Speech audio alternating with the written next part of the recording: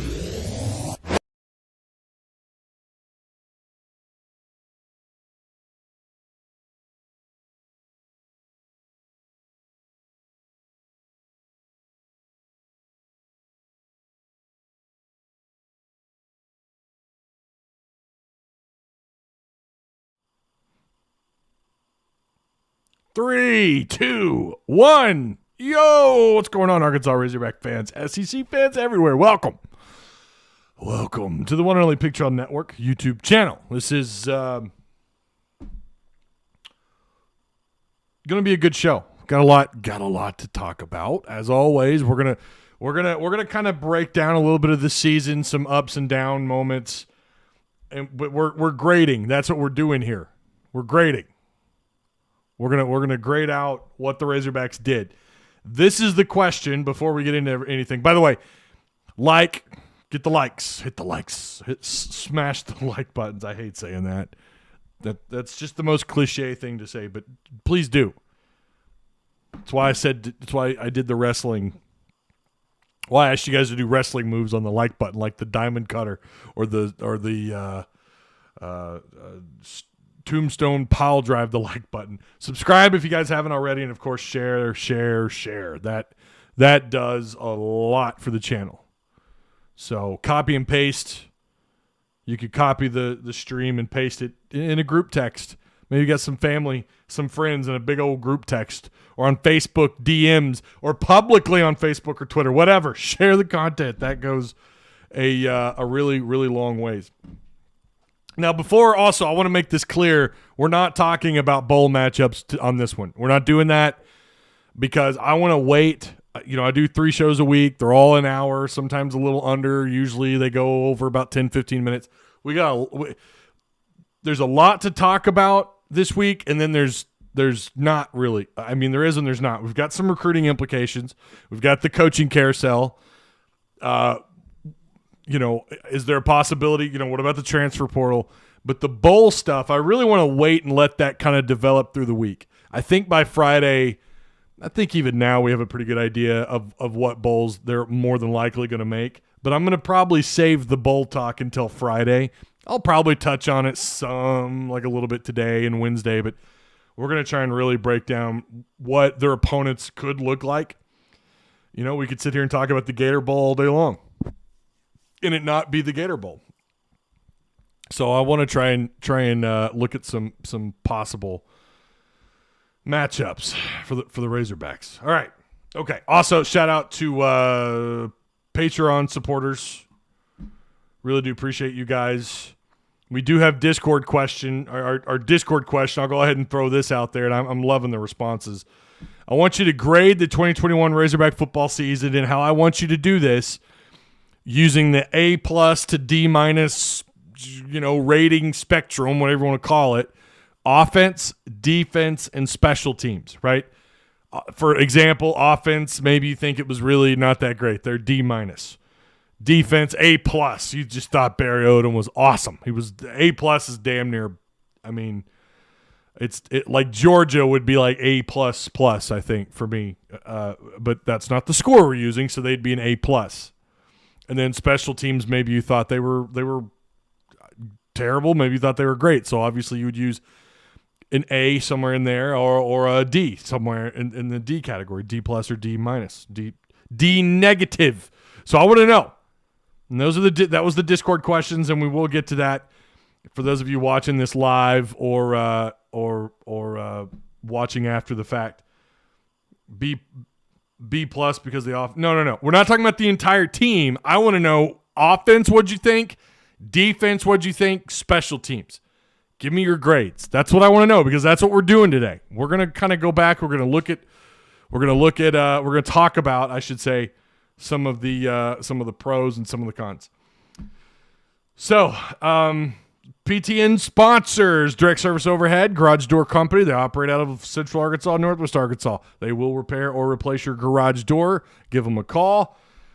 Give them a call. Check out the link. It's provided for you down below in the description box, and they're also on our Discord page as well under the PTN sponsor page. And of course, Stated Apparel, softest shirts made right here in the state of Arkansas.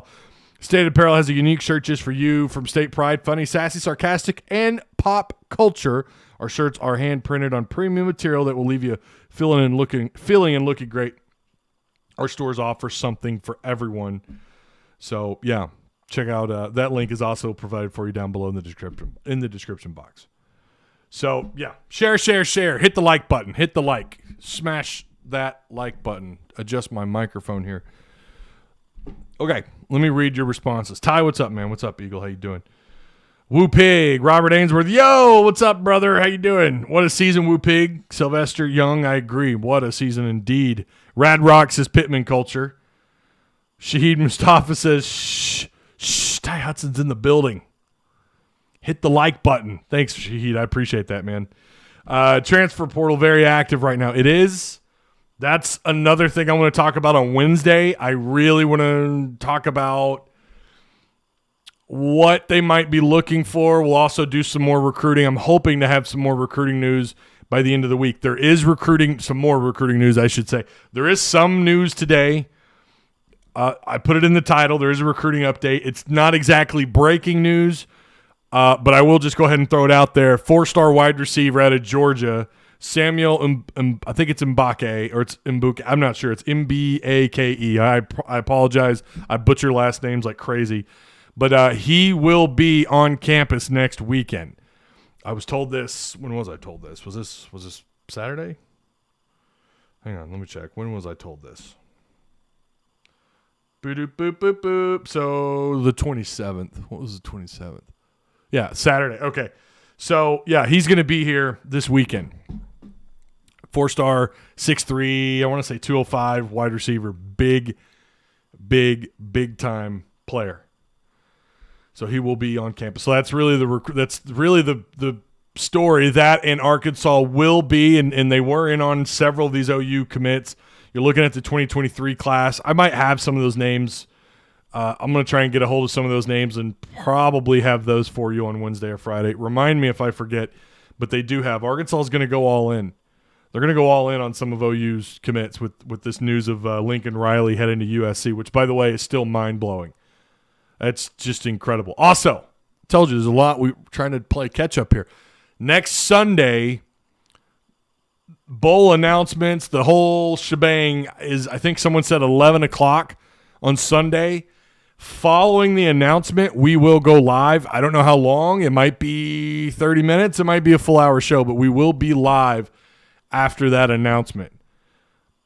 I don't know. I debated doing that because I don't want to spoil the Monday show and really break down who that opponent is, and then we're going to go further into that matchup. So, no Hogs in there yet.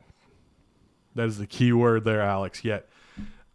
Eagle says, I have no doubt if we lose a coordinator, this offseason Pittman is going to be able to bring in a proven name. Well, I don't know about – I mean, maybe. Proven is – I mean, that depends on what your definition of proven is, right? Like, are you talking about someone who's established at another P5 school? Are you talking about an up-and-comer who's kind of made a name for himself as an up-and-comer? That's a little – what's the word? Is it subjective? Is that the word I'm looking for? I don't know. Maybe he does. I mean, you lost Brad Davis and you brought in Coach Kennedy. Coach Kennedy wasn't a proven name, and he ended up being a baller, right? So we'll see. Here's what I would say. I have faith that whoever does leave, it seems like people really enjoy coaching for him. He's a name in the college football landscape. I have no doubt he'll be able to go out and get possibly an upgrade. I mean, because I feel like Kennedy, and nothing against Brad Davis, who left for LSU, and you got to give him credit for what he did here, but you kind of feel like they upgraded. I mean, right? Look at recruiting. Look at what they're doing on the offensive line this offseason. Look at the production. Look at the offense, how elite they were running the football in this conference. You've got to give credit to what Coach Kennedy was able to do. Gator Bowl opponent, Ty. Again, we're going to talk about that probably on Friday. I give the Hogs an overall B+. I already talked about that. But, we're not doing overall. I want you to break down each what you think, offense, defense, and special teams. Hogs got the trophy trifecta. That's what I'm talking about, Mike. How can we get OU in a bowl? So Texas Bowl supposedly is still in their crosshairs. Like, is still a possibility. I heard them talk about that this morning on the radio, and I thought there's no way. I mean, there's no way. But apparently there's still a path they could play OU. You haven't played OU since the year after they won the national title. I think it was the Cotton Bowl. I want to say it was Cotton Bowl, right? 2000, 2001, somewhere in there. OU won like 10-3. It was a low-scoring game. Hot Sauce Davis coaching LSU in the bowl game. Hogs basketball team is looking really good. We're also going to talk Arkansas basketball. I probably should have named this show Razorback football grades plus basketball, because we are going to talk a lot about basketball too, and we'll probably start there. Frederick Clemens, what up, Ty? Since Arkansas did good this year, you think we could pull in high 4-star recruits, maybe even 5-star recruits down the road? That's a good question, Frederick. I do want to talk about what this year represents. So we'll get into that. Let's start first let's get into basketball first. I want to start there. And then we'll get into the football stuff and the grading and everything. So of course we know they for the most part dominated Penn University, Ivy League school. They dominated that game. It was never in question that Arkansas was going to win from start to finish. These guys, and like Eric Musselman, I listened to his postgame show. You clearly hear how frustrated he was with some of the decision making and the turnovers. He wasn't real thrilled about the turnovers. You beat Pennsylvania, the Quakers, by 16. People still not happy. People still griping. It's amazing. Should have beat them by 25. Yeah, well, I mean, you didn't.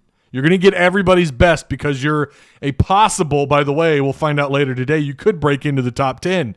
And we're going to find out today when they release those new rankings.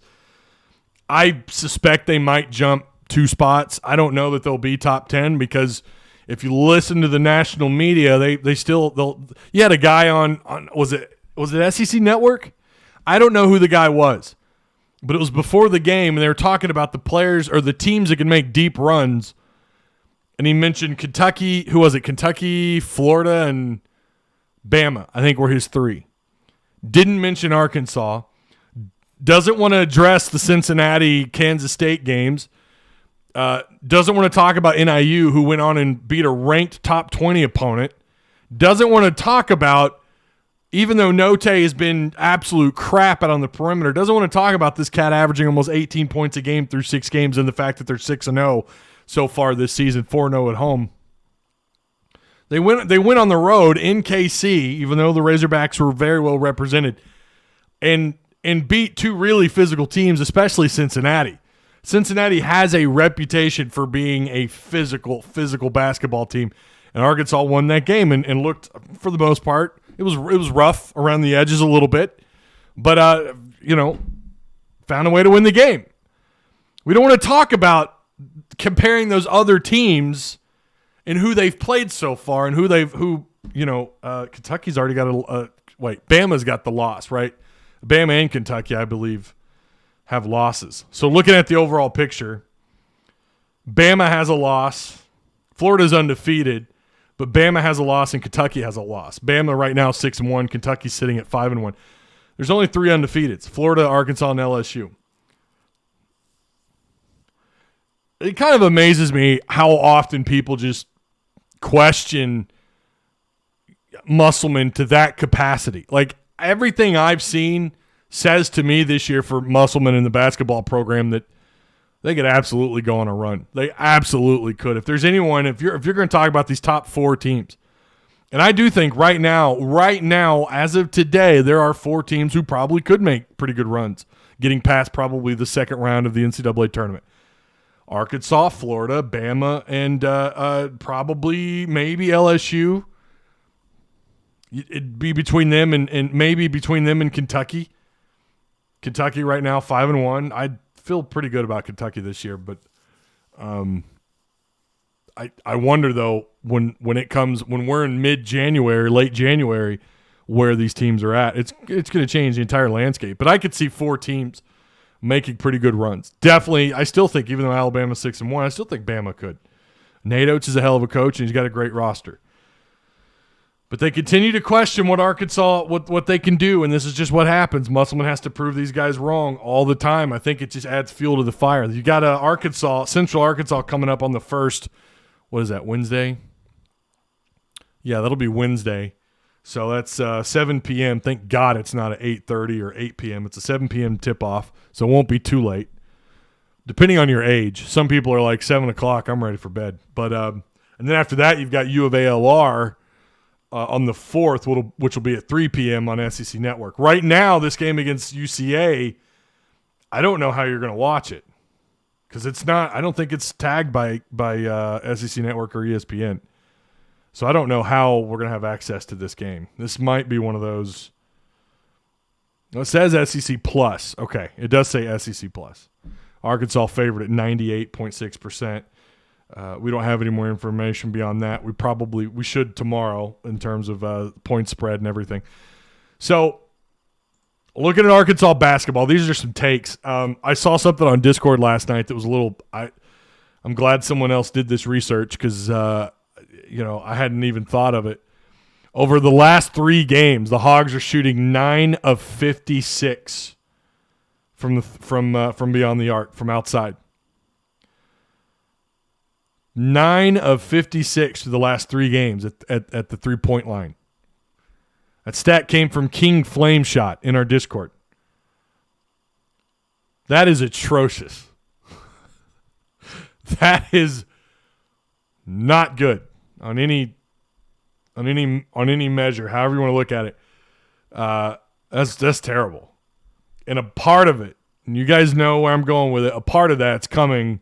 Well, a lot of it's coming from likes in JD Note. Musselman talked about it. He continues. I catch flack a little bit, not a lot, but I catch a little bit of flack about being too hard on these guys. Go listen to what their own head coach is saying. Go listen to these post-game shows and hear him talk about shot selection and deciding on when they should and shouldn't shoot the ball. Look, create your own shot. Get cleaner looks. You're 9 of 56. Think you're too hard on them, Ty. Bullshit. I think you're not hard enough on them. That's ridiculous. That is terrible. You cannot do that in SEC play and expect to win a lot of ball games. Perimeter defense still needs improvement. I still think they're really inconsistent out there, mostly not good. Too many open looks. You're going to give up a couple of open looks. That's going to happen, right? They do the right things. They mix it up outside. They find a way to break free of coverage. They find a way to break free of the likes of J.D. Note and likes. See what I kind of did there? Didn't mean to, but tried to turn it into something. Like find a way to get those guys to maybe draw defense inside, a little kick out. We've seen Arkansas kind of fall for that a little bit. Teams know, like Arkansas wants to crowd the lane. It's hard to score inside, although these guys at Penn made it look pretty easy. For the first time this year, I was debating what the hell they were doing giving up those lanes down low. But a lot of it was because of how well, they're a three-point shooting team. That's what Penn does, and Arkansas clearly had done their homework, but they still, despite that, gave up several open looks. Hogs currently tied with Florida and having the second-best record at 6-0. Did that change? I just looked at that. Did I say Florida? No, Florida still. Yeah, okay. I wasn't sure if they played a late-night game.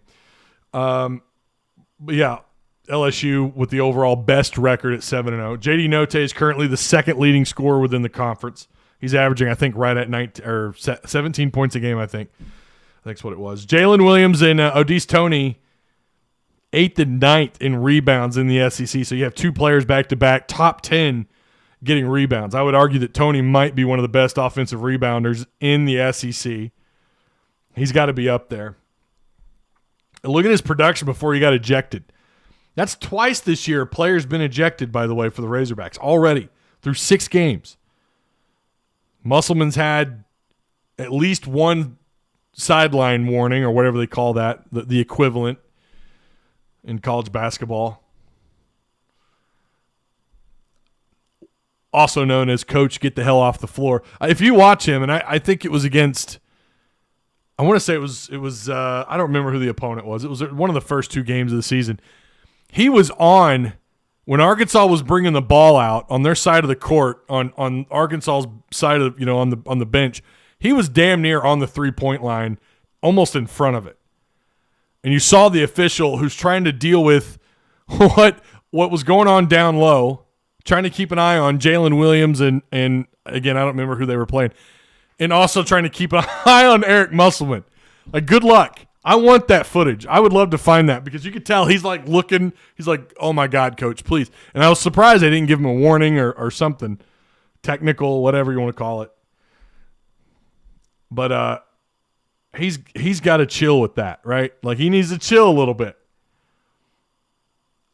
Connor Vanover is statistically – hang on, I got a DM. Oh, Treylon Burks got Offensive Player of the Week. Thank you for that, Kelly. There's very few people I'll read DMs in the middle of a show. Kelly's one of them. She's a moderator, after all. Got to read them. I wasn't sure. Maybe my mic was messing up. But Connor Vanover is statistically the second in the conference at the free throw line, shooting 92% on just 13 attempts. Chris Likes is really the story here. He's 7th in the league, but he's shooting 83% on 37 attempts. That's really good. Arkansas is currently 6th within the conference in total points per game. They're averaging right at about 79 points. Again, this might be adjusted today. You know how it goes, basketball, especially this early in the year. Numbers are kind of all over the place. So, yeah. Let me read your comments here really fast. Again, remember to share the content. Subscribe if you guys haven't already. Tyler G says, yep, got to shoot better. Do you think we will get any Oklahoma transfers? Never say never. We know Sam Pittman. That's his side of the country, right? Which is right down the road from here. We used to stay in Grove, Oklahoma, and that's kind of that part of the state's kind of where he's from. His family, I think they were all diehard OU fans. I think there's a picture of his dad wearing Arkansas gear, but it was a bet, I guess, when Arkansas beat them in a bowl game I forget, what was that, the Orange Bowl? What the hell bowl was that? They beat the crap out of Oklahoma. Lou Holtz's first year. But anyways, I guess he lost a bet, and you see him in full Arkansas gear. Damn, YouTube didn't notify me again. Notifications don't go out, especially on Mondays. I don't know why. But never say never. And we know Sam Pittman's ability to recruit the state of Oklahoma. I know they've got a few guys on that roster right now that were actively recruited by Sam Pittman. Muss may go for a steal before the years. I'm telling you, man, he's gotten better. I didn't see him do it. I didn't see him out on the court in KC, but at home, those first couple of games, he did it quite a bit. He might have gotten in trouble. I'm sure the league, the SEC front office probably called him and was like, look, bro, you can't be doing that. Yeah, I apologize about the notifications. They just kind of pick and choose when they're going to send those out. I'm sure staff is contacting any OU guys they're needing. Well, so keep in mind, now someone will have to correct me on this, but I seem to remember the way that rule works, they have to be in the portal first. If you're talking about OU guys, Mike and them, if you're talking about like current OU players, you cannot be in contact with them until they're in the portal. Yeah, and I fully expect there to be plenty, just like they're going to have a mass exodus. They've already lost a 5-star quarterback and several other 4-stars already. Burks to Dallas Cowboys. That'd be lit. They don't really need wide receivers though. I've seen him several mock drafts have him in Baltimore, Oakland. I don't remember the other one. Maybe Seattle. Was Seattle one? Wouldn't that be a scary matchup? Atlanta. I've seen one mock draft a couple of weeks ago. I think had him going to Atlanta. Seen where Tony made an apology. Yeah, he did on some platform. Yeah, on Twitter. I see what you're saying. On Twitter, he put out an apology, which I thought was classy. He and Jalen Williams are my two favorite Razorbacks right now. If you're going to talk about like just as a fan of basketball, those two guys, like especially when they're on the floor together, which has been a lot this year so far. It's the way team basketball is supposed to be played. Not selfish with the ball. We've seen Jalen Williams, and look, he can stroke them deep, man. He can knock down the threes. He's capable. I'm not saying he's going to go 3 of 6 or 4 of 7, but he can knock down one a game. I think he's that level of a shooter. He's got a decent shot. He takes a while to get the shot up and going, but he can stretch the floor. Now, I would argue that Connor Vanover's more effective if you want to do that, but we see him pass up open looks all the time. What does he do? He wants to get the ball in the hands of the guy who can make the play. I love that about Jalen Williams. I cannot stress how much, I don't know where he's at in assists this year, but for someone who's considered a true 5 or plays the 5 in this on Muss's team, he is like a point guard down low. I love the way he plays the game. And then Tony is he's just an animal.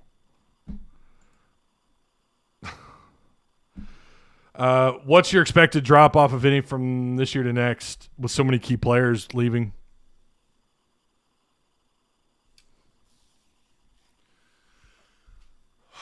It's too early. I don't know. It's too early when you consider the portal, when you consider coaches coming and going.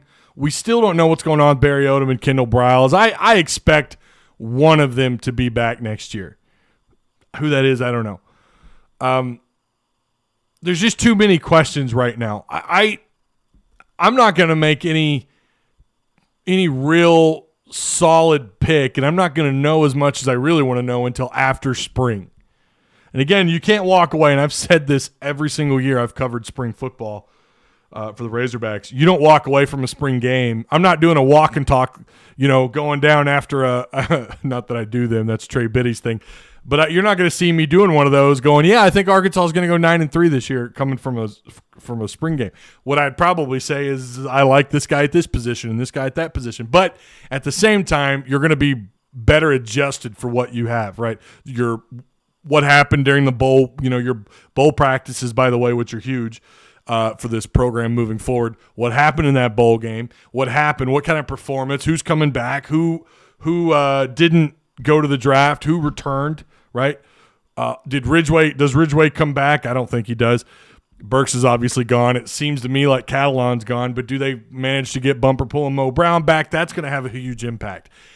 If all the bad things happen, let's say all of those guys I just mentioned, Bumper Pool, Catalan, obviously Burks and Ridgeway, Mo Brown, if those guys all leave, Dalton Wagner right now is the only one that's, I believe, for sure coming back next year of all the guys that are available for their super senior season. All those guys leave. Even, it's still hard to say, but your outlook might not be so good. I'm not on baseball yet, Cody. I'm way out for baseball. Baltimore, Jackson to Burke. Yeah, I mean, that was a mock draft just 2-3 weeks ago. Isaiah Thomas, senior defensive line, does a YouTube show. I didn't know that. And he was surprisingly honest about how disappointed players are and said he expected a lot of portal action. Look it up. It's a good listen. I might have to do that. Yeah, Isaiah Thomas.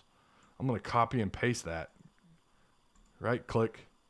And we're going to paste that bad boy in my notepad. Isaiah Thomas. YouTube show. There we go. Got it. Boom. Thank you for that. Should Arkansas be going after Marcus Banks? And I mean, there's a lot of questions about how they handle the portal and how they handle some of OU's recruits. Yeah, you could see Muss every time we take a bad shot or don't close out on the three. He's always throwing his hands up. You could see him screaming at people as they run down the court. Watch him turn around and start just yelling at his staff. I'm telling you guys, he's the basketball equivalent in terms of his, I don't want to say attitude or mannerisms, but he has the Bobby Petrino aura about him.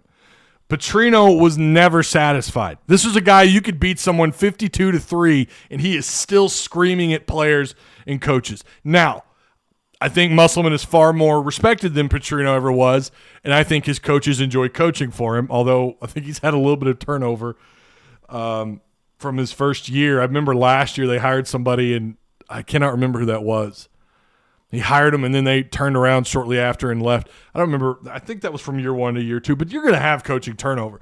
And look at the guys who've coached or whatever who know him. They want to be here because he's going to turn around and probably because you were associated with Eric Musselman and because you learned on Eric Musselman, you're going to get an opportunity to coach somewhere. That's what Arkansas basketball's become, and I love that. If they lose somebody off this staff, it's like, okay, cool. Now go get your next NBA connection. That ought to tickle everybody pink. I am just Musselman is exactly. He's like what we needed when Petrino was hired. He's exactly what Razorback football needed at that point in time. He is exactly what Arkansas basketball needs. He's like I said, it's crazy to me how identical those two are. I mean, really. From this point on, Ole Miss will be the feigning goats. Yep, they are. They are the feigning goats. You see Muss's assistants holding back. Yeah, I laugh. I do every time. It's good stuff. Woo damn pig, bowl bound and undefeated in basketball. Yurchek needs a raise. I fully believe that Little Rock is going to make that happen.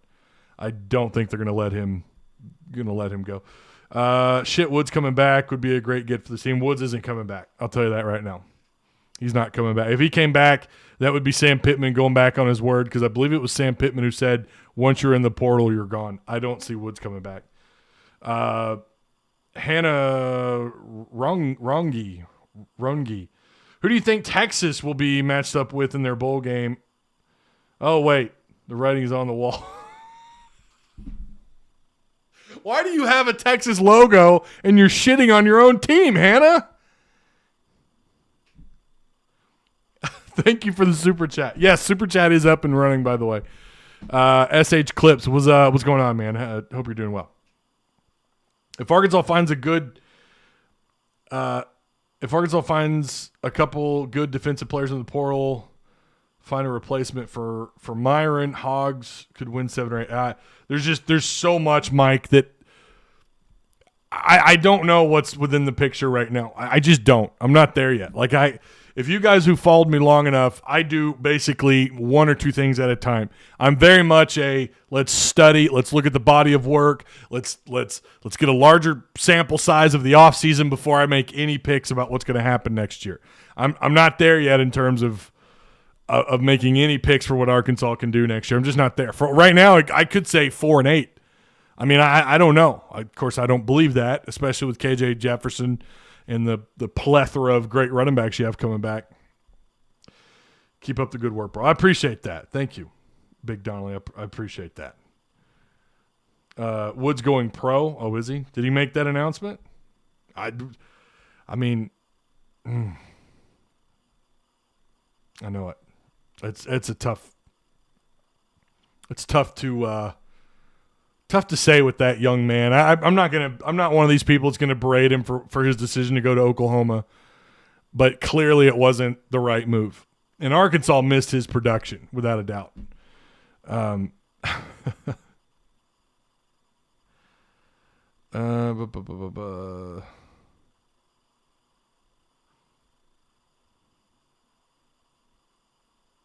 So that'd be my Madden team. Baltimore, Jackson. That'd be my Madden team right there. That's the question, though, right? Madden 24, right? This was Madden 22. I always get that mixed up. Wonder what his overall rating is going to be on Madden. Okay. Someone else had a question I wanted to answer. Outsiders see the name Arkansas and they think, they're not exciting. And then talk about other teams. It's like that in all the sports, no respect. Scott kind of hit the nail on the head right there.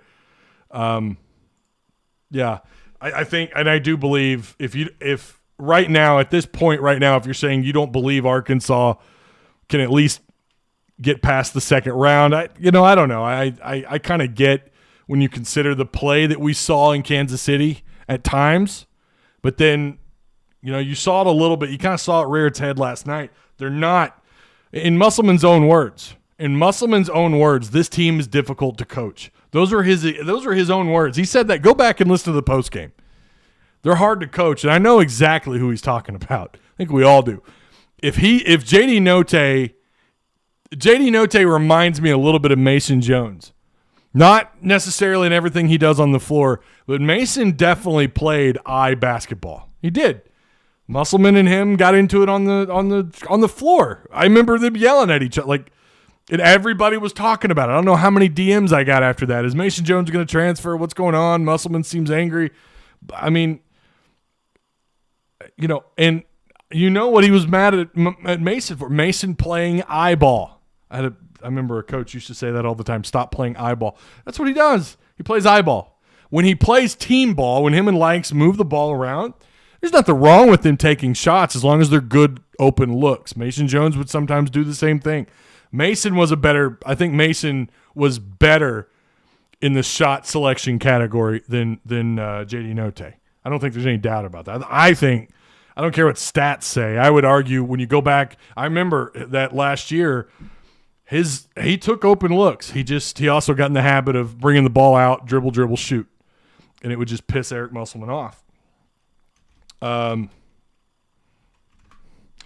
So, all right, we're going to get into the grades here really quick. Arkansas, by the way, the last thing we'll touch on, the AP Top 25 does have Arkansas at 23rd, and I believe the coaches poll also put Arkansas at 25th.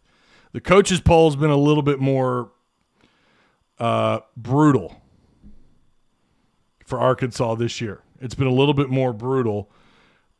So, but Arkansas in the AP, they are going to finish the regular season. I think they're ranked. They're going to end up ranked on all three: coaches, AP, the CFP. They're ranked, and that's awesome.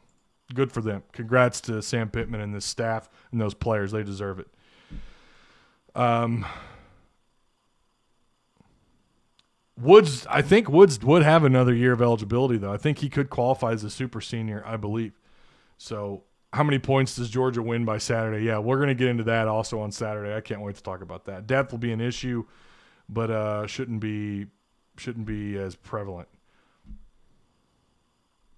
Yeah, the spread is that the spread? I haven't even looked at the spread. Kelly says it's at 6.5, and it might be closer than we realize. I don't know. I'm not prepared. Georgia's offense isn't exactly elite.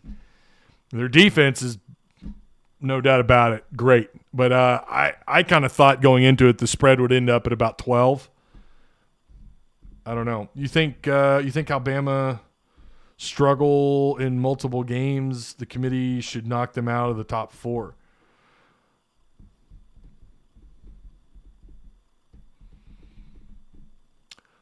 No, not at this point. We'll after the conference championship weekend, we'll probably take another look at that. Yeah, it opened at Georgia -3. Now it's 6.5. I kind of thought it would be somewhere around 12 or a little less. I feel like it's going to be a better game, at least through 3 quarters. All right, this is the whole point of this video. Let's talk about the grades. Not a lot of you gave me grades in live chat, but I did get grades in Discord chat.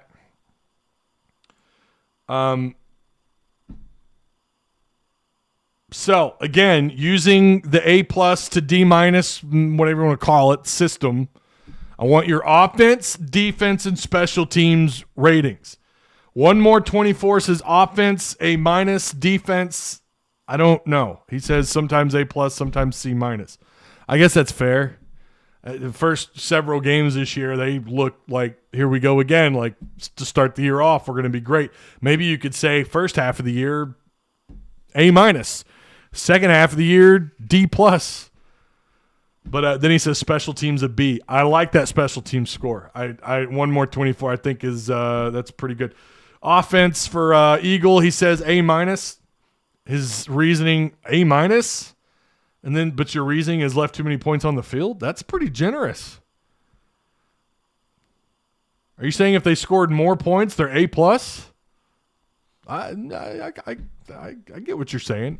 Maybe. Defense, B-, had some very good games, but that 3-game skid in the middle of the season, that 3-game skid in the middle of the season was from them. Special teams, Eagle says B+. Big improvement through the season, a few hiccups. And overall, a B+. Big Man Ross says offense A, defense B-, special teams B. Jarrett Fountain says offense A, defense B-, special teams B+. Randall Cade, offense B, defense D, special teams A. I don't think you're going to see very many special teams. I'm a little surprised anyone thinks special teams was higher than both the offense and defense. I don't think you'll see a lot of that. Jay Hawes, offense B+, defense C. I like this. Special teams B. Bearded Big Red says offense B+, defense C+, special teams B+. Dante Marine, so we had a few more add-on. Dante Marine, offense was B+ throughout play calling iffy at times. Defense B+, started B+, ended C+.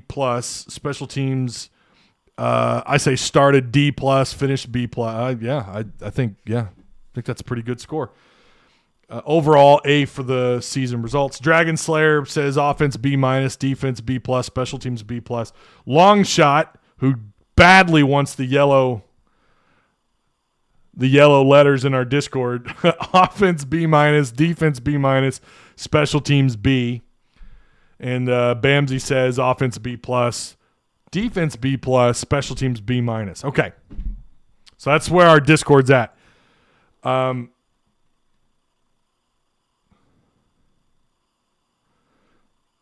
Max Scherzer finalizing deal, expected 3-year. Yeah, I don't want Hawes. I don't want Scherzer. The dude's my age. If anything, that's a win. I like who they got earlier, so Cardinals are in good shape without Scherzer. Thank you. We've already got one 50-year-old pitcher who I love. Wainwright's the man. No one says defense. Okay, that's confusing. Defense AC. Special teams B, offense B. Okay, Scott Painter says offense a B, defense a B, special teams B+. What's good, Ty? Offense grades out of a B. Defense C+, special teams A. You guys keep bringing those in. I'm going to try and keep reading them. Let's go over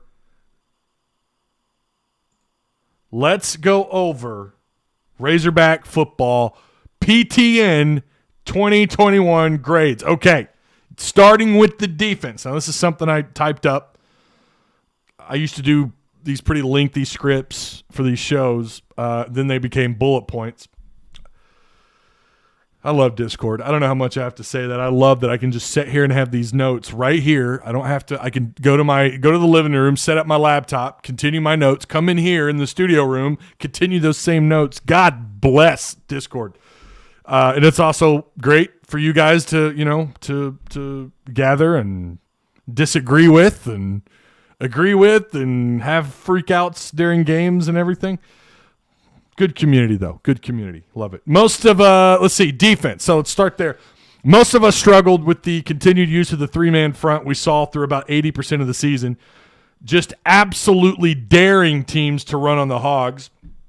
The Razorbacks did finish 59th in total defense, struggled to get pressure on opposing quarterbacks, and they finished at the bottom of the SEC in sacks with just 22, putting them at 87th in the country in sacks, in the sacks category. Jay Hawes, I know you're going to type up a giggle here in a second if he's still in here. And also struggled in the TFL department, also known as tackles for loss, ranking 56th in the country there, averaging just 5 TFLs per game. But all things considered, there were some bright spots this year. Running outside the tackles on this Razorback defense was very difficult to do. They swarmed and gang tackled really well out in the flats on either side, the left or right tackle. Didn't matter. They swarmed really well. It was hard to get the east-west run game going against the Razorbacks, and at times the north-south run game.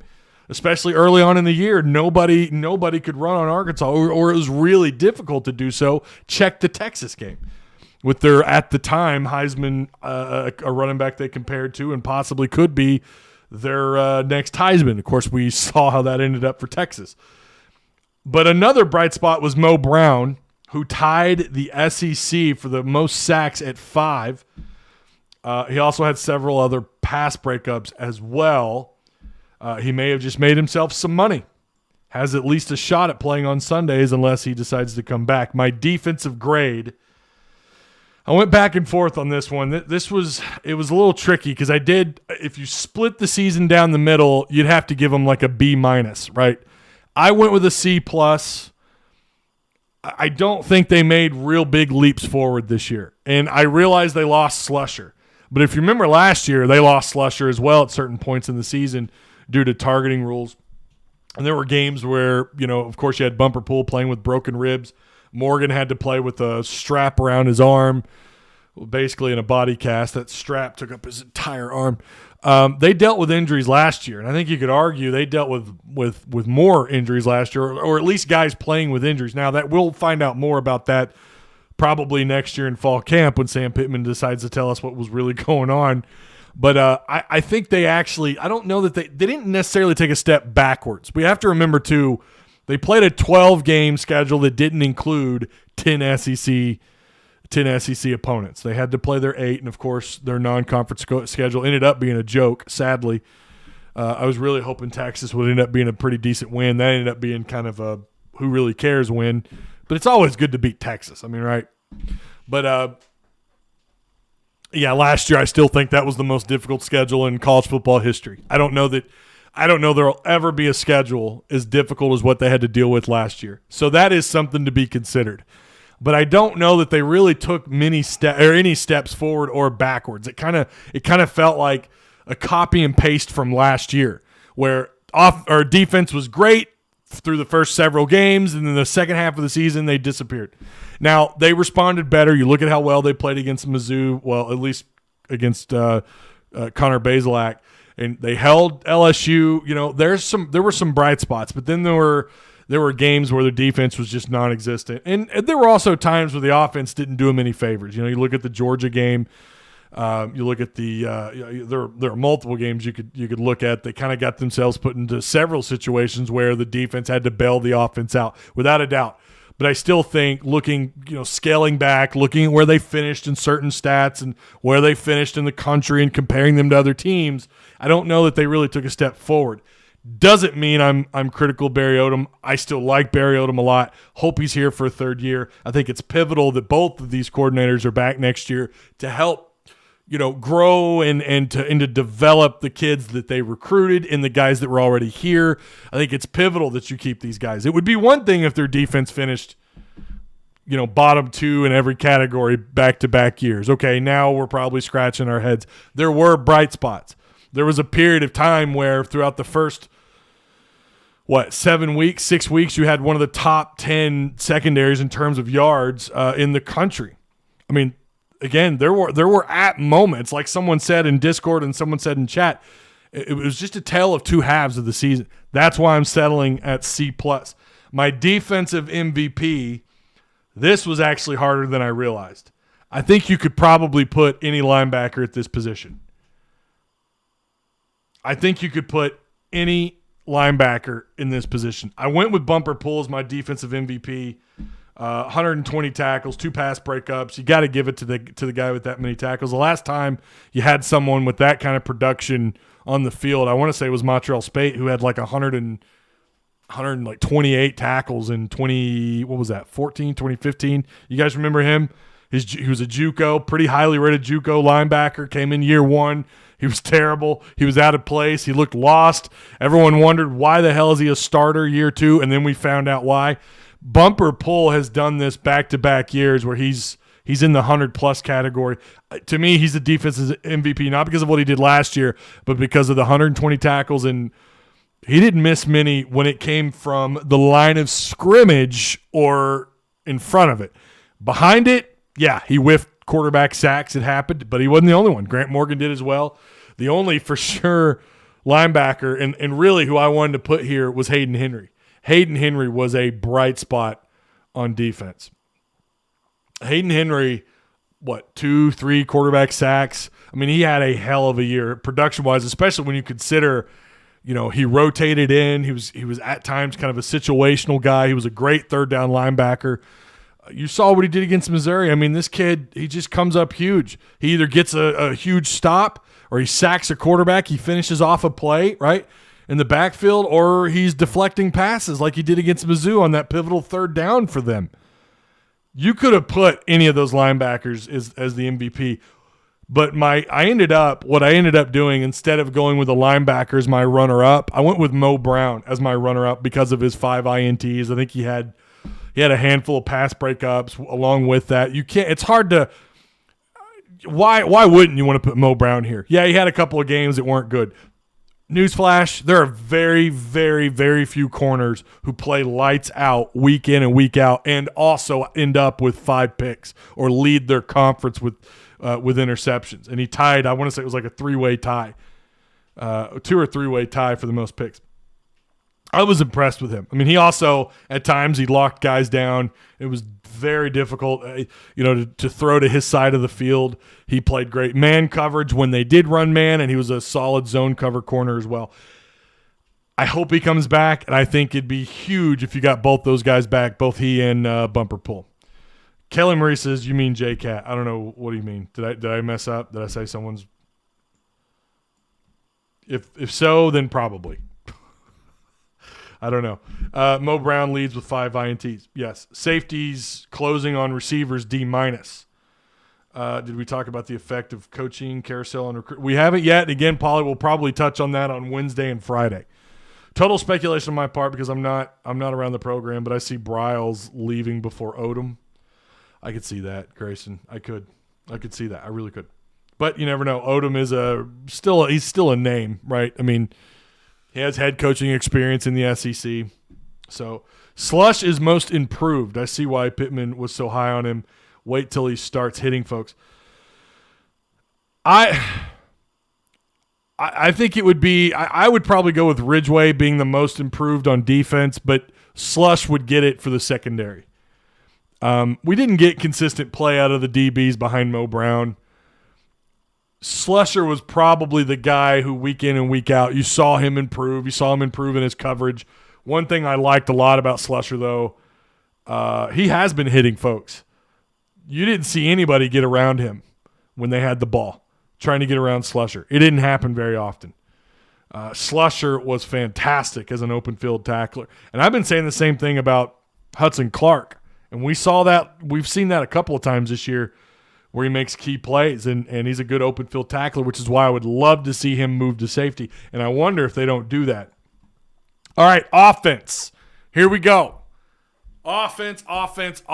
This was Kendall Briles, who took a ton of heat through the 2021 season. Some of it, maybe even a lot of it, coming from me. I never wanted the guy fired. To me, that just seems silly. I want him back for year 3. Why? Look at the development of KJ Jefferson, and this is what Kendall was brought here for. Kendall's ability to develop and evolve quarterbacks. You could see the difference, even though last year we only got to see KJ a little bit. We only got to see him in one game, full game against Mizzou, where he started, and he was fantastic.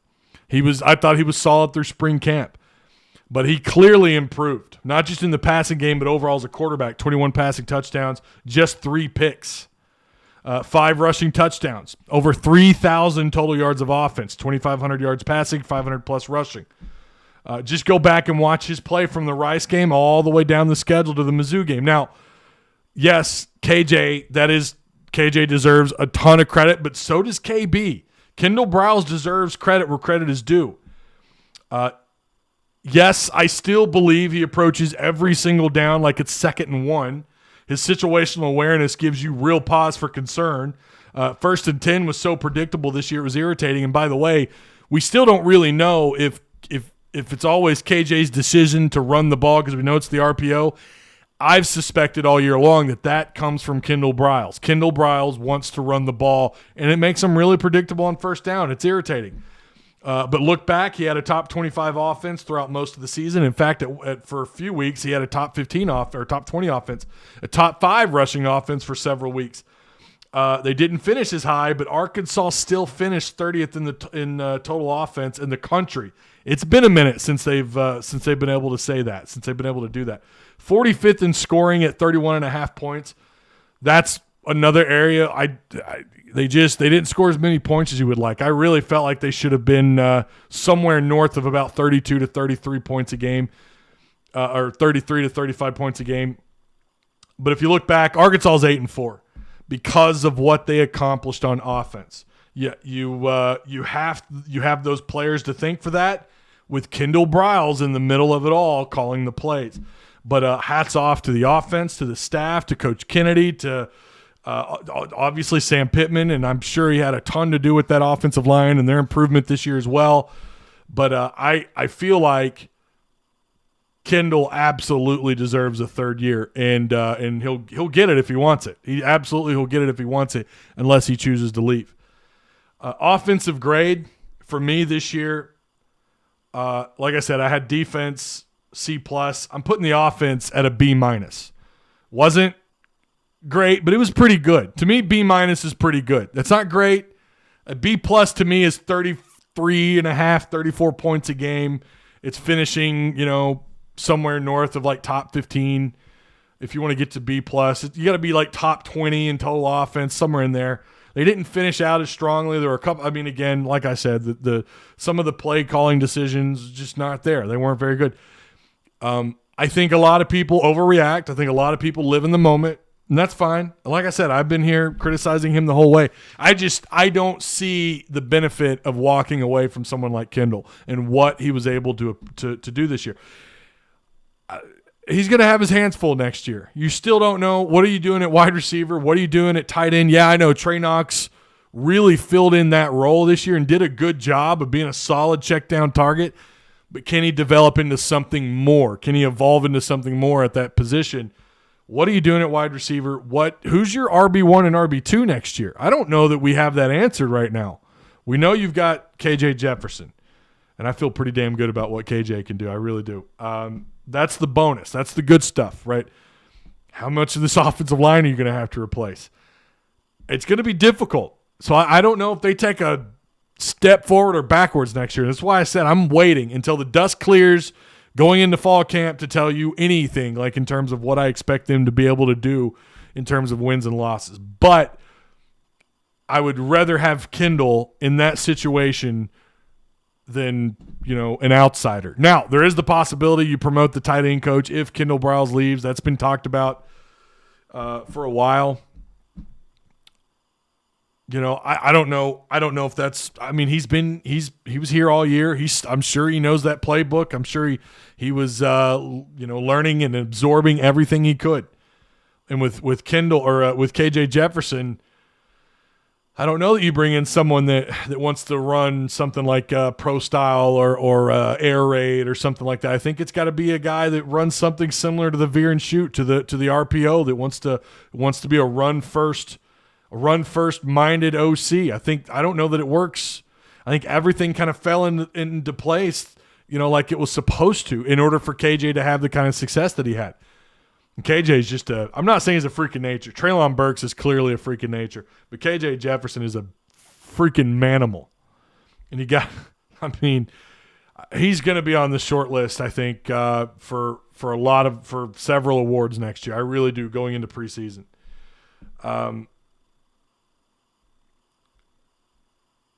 Let's see. Hayden led the team in tackles for loss. Slusher cleaned up some other people's mistakes. He did. Slusher was impressive. And that's why I'm not panicking if Catalan leaves.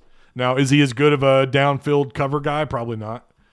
Wildcard Knox has breakout year next year as a full-time tight end. It could happen because I don't know what the hell's going on with Henry.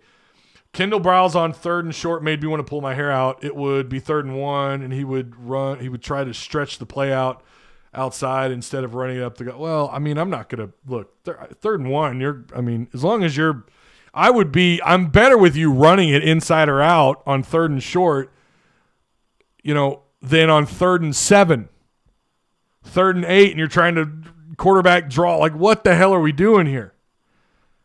But again, you got to look at the body of work, right? What he was able to accomplish this year. That's nothing new. 3rd and 1, trying to run it to the outside. Something else I didn't like. Why are you giving the ball to Treylon Smith on 3rd and 1 or 4th and 1 at all? Treylon is not a short down back. That's not what he is. Rattler's in the transfer portal. I think he's been in the portal, has he not? Didn't he enter the portal a while back? Robert Brooks says Johnson RB1, Rocket RB2, question mark. Did you see them the last couple of weeks? Dominic Johnson, we thought for a while was the guy. I'm sure he still is. We'll see. And I would feel like going, I don't know. You still got A.J. Green floating around. SMU just announced that Rhett Lashley is as head coach. Oh, really? Okay. And then, who are the offensive MVP and the runner-up? I think it's pretty obvious where I'm going with the MVP. KJ Jefferson. First time in Arkansas history to have a guy throw for 2,500 and run for 500. What was he at? Total touchdowns, I think it was 26 total touchdowns, just 3 picks. I think he turned the ball over a total of, it's either 4 or 5. I can't remember. But his touchdown to interception ratio was incredible. He was the reason. I know we could talk about Burks being a huge part of that as well, and I agree. But KJ Jefferson, this offense doesn't move at all without KJ Jefferson. He's my offensive MVP. Runner-up is Treylon Burks, 66 catches, 1,104 yards, 11 touchdowns. Treylon Burks is a true FON. He's a freaking nature. Special teams, you guys know how hard I was on Fountain.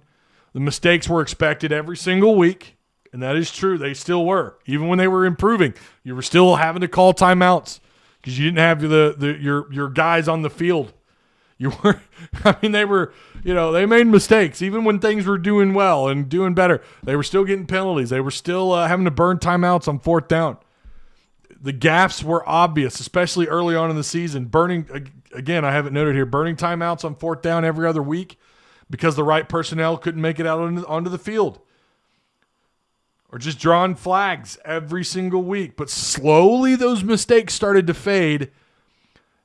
And a freshman kicker named Cam Little came out the gate in 2021 kicking for the fences, who'd end up being one of just 3 freshman kickers in the top 20 in field goals per game was incredible.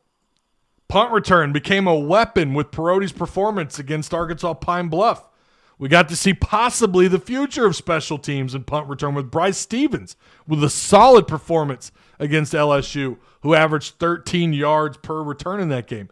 All in all, special teams performed really well this year. And let's not forget Reed Bauer on trick plays. Gutsy calls by gutsy coaches and plays made by gutsy players. I loved the evolution of special teams this year. I think anyone who was, including myself, and I'm going to pat myself on the back, anybody who was critical of Fountain was in the right, because they were making mistake after mistake in the early part of this season.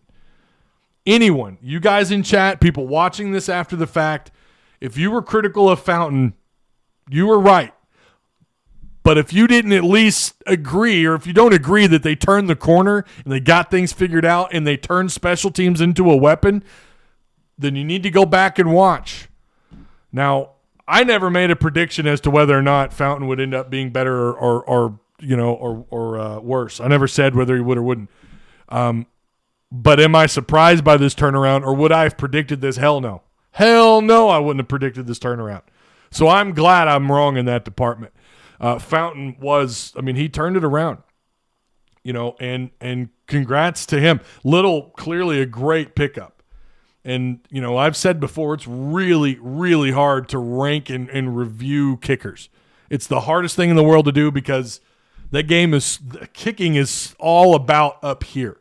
You can have the strongest leg in the world. You could be as accurate of a kicker as there's ever been, and none of that matters. There's a difference between playing in front of a few hundred or few thousand fans, depending on where you're at, what state, what level, the competition is, to playing in front of 65, 70,000 people every week. People who have no idea who you are. And for Little to come in as a freshman and do that, and for Fountain to see that in Little, is just absolutely incredible. So tip my cap to Coach Fountain. He found himself a real one. Special teams became a weapon as the year went on. I hope they can continue this in the right direction. Special teams grade B-. If they, I'd put them in the B+ if they could have eliminated those mistakes they were making. They were still making them in the second half of the season. I'd put them at B+. Punt coverage was great. Kick coverage was great this year, I thought. Punt return really didn't become anything special until UAPB. Since UAPB, their confidence, Peroty and these guys, their confidence to return punts and to actually get the offense in a respectable spot, get them in a respectable spot on the field, all of a sudden that turned around. Carry that into next year, and I think they'll do that. I feel like they will. Like I said, Bryce Stevens might be the future at punt return. I was really impressed with him at LSU against LSU. Was it LSU or week before that? I don't remember. At some point this year, we got to see him, and I have it written down here that it was LSU that he averaged 13 yards of return. May have to go back and double check that. But yeah, special teams grade B-. MVP Cam Little. Runner-up, I really wanted to put Reed Bauer here. I really did. I really wanted to put him there, but I ended up going with Peroty just because of the way he turned it around. So those are my grades. That's what I got. I know someone's going to get pissed about something I said or whatever. Look, just my JMO, baby. JMO, just my opinion. I feel like those are pretty fair grades. I feel like those are pretty fair. So, I agree with your pick of KJ. Oh, okay. All right. Cam and Reed had a good year, need more returns next year. Little needs more, Little needs serious recommendation for team MVP. He would be and that was another thing, I didn't write it down, but I thought about it. My newcomer of the year would be Cam Little, without a doubt. He'd be my newcomer of the year, and he'd be my freshman of the year, unless I'm missing somebody. I think it'd be a toss-up. Trey Williams for a part of the year would be in that conversation. Ridgeway would be in that conversation. Warren Thompson, for a moment, you would feel like would be in that conversation, but too many drops against UAPB and really never sprouted up to be the wide receiver 2 this year. Never really became that guy. I would have to say for sure Cam Little's my freshman of the year and probably my newcomer of the year. Overall MVP for me would be KJ Jefferson. Yeah, and beyond that, position, like the best position, I think offensive line. Like O-line. I mean, you don't get nominated for these awards for nothing. And so kudos to Coach Kennedy and the boys. They did a really good job. If we mop the floor with the Sooners for my if we mop the floor with the Sooners for my retirement years, that would be nice. You would have Little over Rocket? Yeah, I would. Who had a bigger impact this year? That's how I look at that.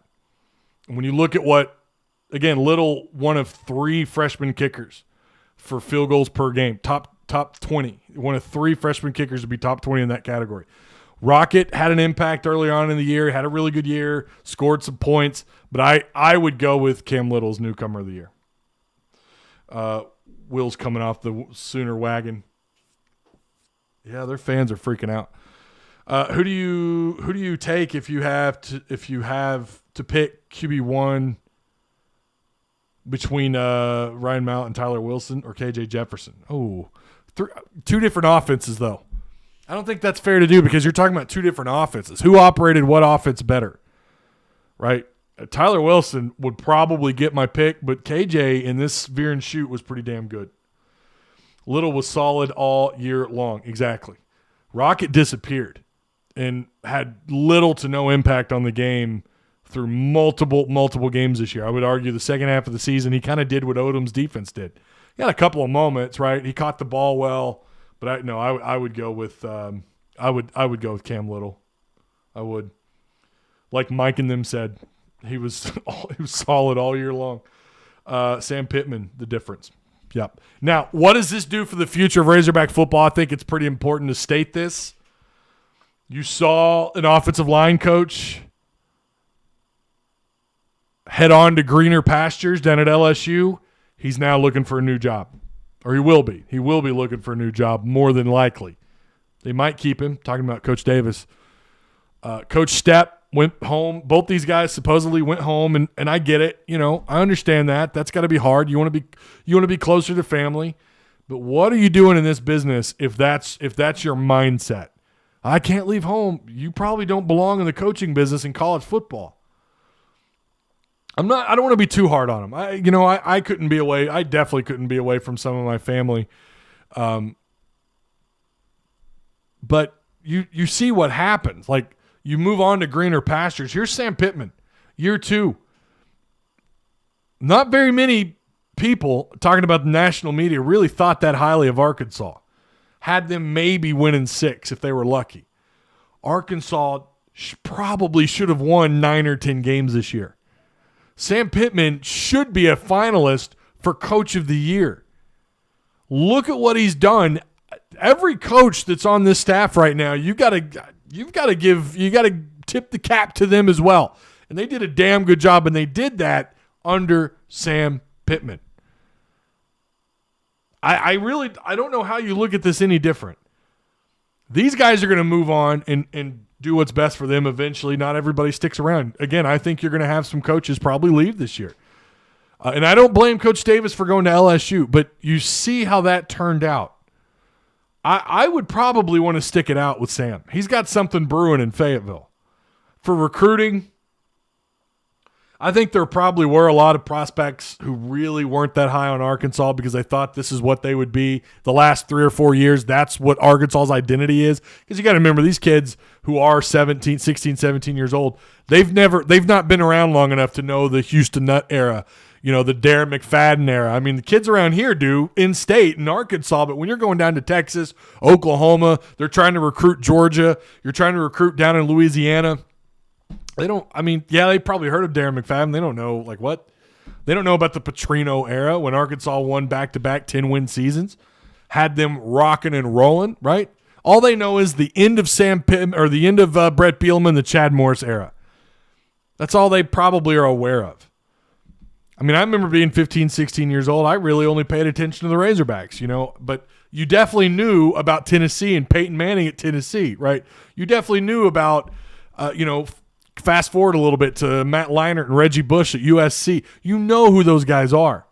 But that's been a long time ago for people outside the state of Arkansas. Sam Pittman, what he's working on doing is creating Arkansas as a household name, not just in the state or the bordering states, but outside those states, on the other side of the Mississippi and to the other side of Oklahoma. They want to dip into those areas. They want to dip into South Georgia. They want to go into Florida every once in a while and try and pull some prospects out, like we've seen them do before in the past. Go all the way back to Michael Smith, Denver Kirkland, Alex Collins. You want to be able to go back and dip into those states outside your pipelines, your regular areas that you recruit, and then you want to have an effective reach, right, within the states that you already have pipelines to. That's what Pittman's doing. And all of a sudden, this is a much more attractive job for assistants. This is a much more attractive job. If you do lose Kendall, your next, if you don't hire within, where your next guy is going to come in, you're going to have several big-time 4-star prospects. You've got at least at the moment 2 4-star wide receivers, and then and you've got Ketron Jackson. You've got this Florida State highly rated player in Warren Thompson. Again, you feel pretty good about your talent level on the offensive line. You feel pretty good in certain areas, right, on offense. If you lose Barry Odom, okay, I'm going to panic if you lose Barry Odom. I'm kidding. But, yeah, this is what Sam Pittman's done. He's changed the culture, and he's done it in a single season. It only took him 2 years, but this year alone, the culture's changed entirely. A couple things go your way, you beat Ole Miss. A couple things go your way, you beat Auburn. And we're talking about possibly a 10-win season. Now, again, woulda, coulda, shouldas are bullshit. We know that. You went 8-4. Is that who Arkansas is? Are they really? Is that the caliber of team they are? No, not in this conference. Not in the SEC West. No. Yeah, there's some matchups when you talk about bowl games that probably worry you more than others. Clemson would worry me because of their talent level. If you did somehow get matched up with Oklahoma, that would concern you. But then again, Kendall Briles, or excuse me, Lincoln Riley's not there, but you'll have Bob Stoops, who is very familiar with that program. Obviously, he knows some of these players. He knows the system. I don't think that's a huge drop off for them in a bowl game. There's several matchups that probably concern you, but most of them you're looking up at, right? It's not the other way around. So, yeah, I like what Sam Pittman's been able to accomplish here in a short amount of time. It's absolutely incredible. I was dead wrong when I said he was the in-between hire. I was dead wrong. He is the hire. And I am so glad I was wrong about that. I have smoked several cigars and toasted to the fact that I was wrong on that, and I'm all about it.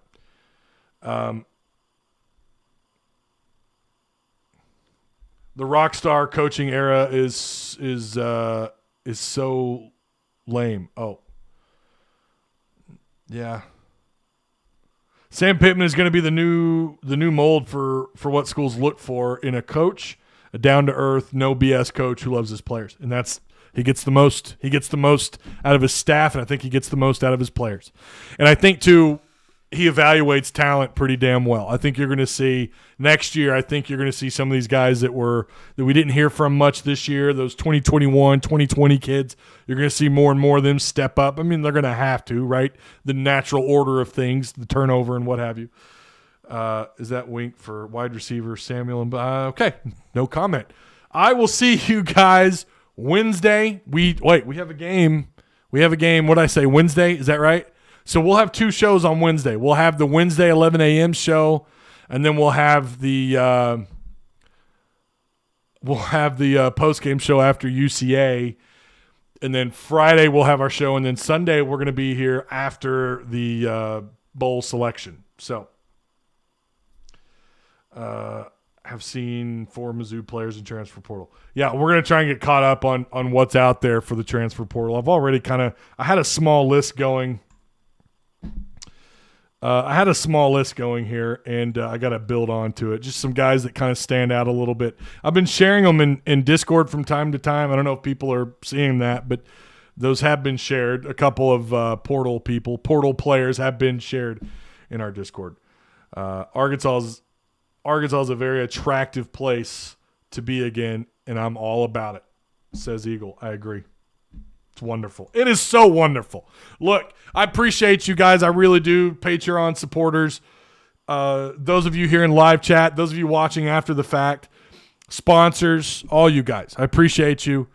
And what a weekend for Arkansas men's athletics. What a weekend. It really was. It was something special.